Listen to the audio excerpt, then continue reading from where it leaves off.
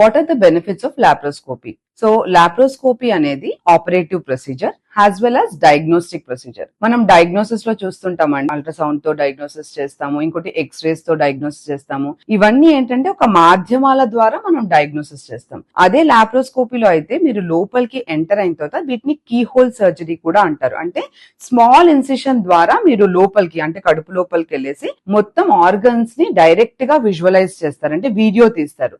దీని ఏంటంటే మనకి అల్ట్రాసౌండ్ లో వచ్చిన ఫైండింగ్స్ ని అందులో కన్ఫర్మ్ చేసుకుంటాము.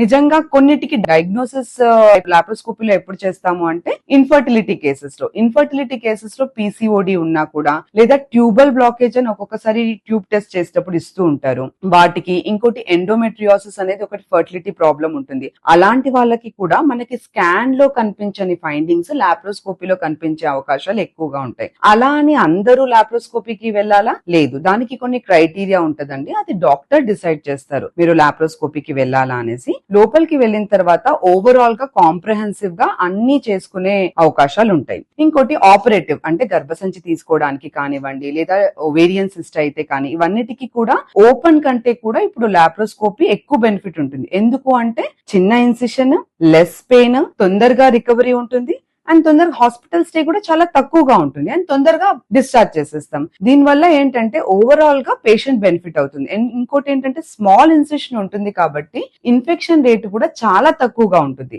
ఓపెన్ ఇన్సిషన్ చేసినప్పుడు బయట ఉన్న ఎన్విరాన్మెంట్ తో లోపలికి వెళ్ళి ఇన్ఫెక్షన్ అయ్యే రేట్స్ కొంచెం ఎక్కువగా ఉంటాయి. సో ఓవరాల్ గా laparoscopy is the advanced and better technique.